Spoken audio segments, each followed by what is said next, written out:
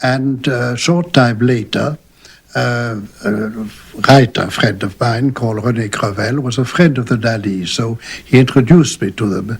And from then onwards, my wife and I saw a lot of the Dalis. They used to come and stay with my wife and me in the south of France. And one day, Gala said to me, we have our financial position is very difficult. We've got great difficulty in making ends meet, and I don't want Dali to commercialize himself. So if we could find a certain number of people who would insure, my idea would be that 12 people each would insure eventuality to Dali, and like that we'd have no more difficulty. He could work quietly. And I found a certain amount of people. One was Emilio Terry, the architect. Another one was the Vicomte et Vicomtesse de Noailles, to whom I introduced Dali, which was very beneficial to him because they bought a lot of his works and helped him a lot. And the others I don't quite remember anymore, but those were the main ones. We were 12, and the counterpart that every month we received either a painting or drawings that Dali or etchings that Dali had made. And then we all met together for dinner on the 23rd of December, and that lasted till the war in the Dali studio. And a picture was auctioned off after dinner, and the one that's back of me here is one of those that I won at the Christmas auction. We were to go to a moving picture with some friends, and at the last moment I decided not to go. Gala would go with them, and I would stay home and go to bed early. We had topped off our meal with a very strong camembert, and after everyone had gone, I remained for a long time, seated at the table, meditating on the philosophic problems of the super soft, which the cheese presented to my mind. I got up and went into my studio, where I lit the light in order to cast a final glance, as is my habit, at the picture I was in the midst of painting. This picture represented a landscape near Port Legat, whose rocks were bathed in a transparent and melancholy twilight. In the foreground, an olive tree with its branches cut and without leaves. I knew that the atmosphere which I had succeeded in creating with this landscape was to serve as a setting for some idea, for some surprising image, but I did not in the least know what it was going to be. I was about to turn out the light when instantaneously I saw the solution. I saw 3 soft watches, one of them hanging lamentably on the branch of the olive tree. When Gala returned from the theatre, the picture was completed. I made her sit down in front of it with her eyes shut. 1, 2, 3, open your eyes. I looked intently at Gala's face, and I saw upon it the unmistakable contraction of wonder and astonishment. I asked her, "Do you think that in 3 years you will have forgotten this image?" "No one can forget it once he has seen it," she said. Dali coined the term paranoia criticism to describe the method he developed of searching his subconscious for images. He claimed that these images were beyond his control, but the other surrealists were beginning to find some of his notions quite unacceptable. Matters came to a head in 1934 when he painted The Enigma of William Tell, in which he savagely distorted the figure of Lenin.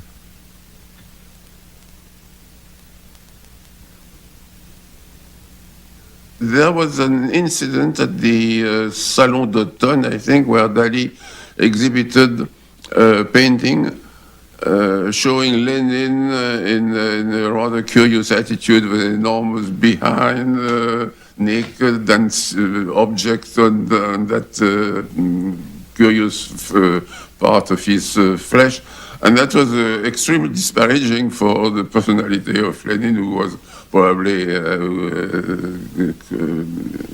he might be criticized, but not in that humorous, circus-like way, you know. And Dali was called to answer for his painting, things like that. At the Surrealist headquarters at 42 Rue Fontaine, Dali was put on trial. I was running a fever and getting a sore throat. I dressed very warmly, placed a thermometer under my tongue so as to keep vigilantly thinking about my case. Dali, what do you have to say for yourself? Breton was looking furious. The fact was that, having forgotten to take the thermometer out of my mouth, what I said was incomprehensible, and I was spitting all over him. I solemnly swore I was no enemy of the proletariat, about which, in fact, I don't give a fig. I had transformed the grotesque occasion into a true surrealist happening. The trial ended with Dali being formally expelled from the surrealist movement for his deviant political views. Dali dijo, Picasso es un español, yo también, Picasso es un genio, yo también, Picasso yo también, Picasso es comunista, yo tampoco. Y entonces yo ya en este momento me declaré apolítico totalmente, pero al mismo tiempo monárquico y anarquista, pero no políticamente, metafísicamente. O sea que si de pronto al rey, nuestro rey que quiero tanto, hubiera un partido político para apoyarlo, tampoco quisiera yo nunca meterme en este partido. His controversial political attitudes isolated Dali from the mainstream of European intellectual thought, and eventually he openly declared his support for Franco. However, despite his split with Breton, his name had become publicly synonymous with surrealism, and he continued to insist that everything in the conscious and subconscious world was appropriate material for his work. I started to paint Premonition of Civil War, also known as soft construction with boiled beans, in which intermingled arms and legs choke each other, as it prophetically foretells the reciprocal killings in a Spain fascinated with the horror of self-destruction. The Spanish corpse was soon to let the world know what its guts smelled like.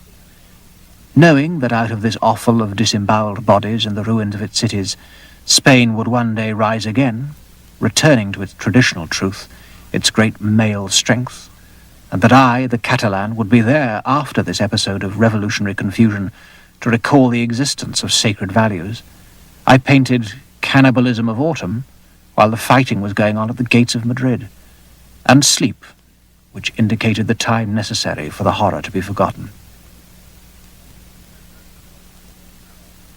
He spent most of the Civil War in Paris, and in 1940, when the Germans invaded France, he left for America. The immense financial success that awaited him led Breton to name him A Vida Dollars, a bitter anagram of Salvador Dali. ¿Qué cree usted que el método paranoico crítico le aportó al surrealismo? Al surrealismo nada, a mí todo. Además, cuando yo llegué a Nueva York y me pidieron una definición de qué es el surrealismo, Dalí dijo, el surrealismo soy yo. Y era verdad.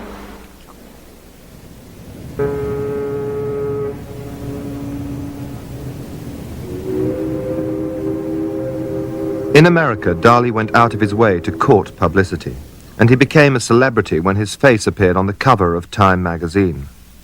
Soon after, he was arrested for smashing the window of a Fifth Avenue department store which had dared to alter the display he'd designed. The judge acquitted him of the offence, but as a parting shot, Dali wrote a pamphlet broadcasting the independence of the imagination and the rights of man to his own madness. The resulting publicity secured his notoriety. I always welcome Mr. and Mrs. A. Reynolds Morse, the founders of the Salvador Dali Museum, my fans. I look at them greedily. Since I first met them on my arrival in the U.S., they have devoted their entire fortune to the purchase of my pictures.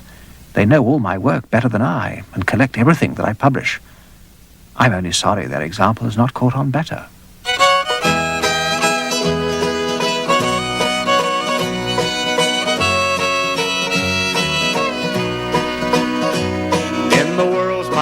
Gallery of pictures hangs a scene that is painted of life, the picture of pride and of passion, and a picture of peace and of strife. Over the years, we bought 95 paintings, and just quite by chance, not by design, they turned out to provide a panoramic view of Dali from his earliest to his very last masterpiece, the Toreador. And how much is their current value? We estimate the current value is or something around $100 million. Just a picture from life's other side. Someone had fell by the way, but life has gone out with the tide. That may have been happy someday. Like the poor old mother at home. The Morses became Dali's principal patrons. Often buying canvases hot off the easel, they amassed a collection which now contains a quarter of his entire output of oil paintings. This painting, Daddy Longlegs of the Evening Hope, painted in 1940 when Gala and Dali were able to come to the United States during the war years. And this was the first painting that was painted here in America. This painting is a war painting. And as you see, we have Winged Victory.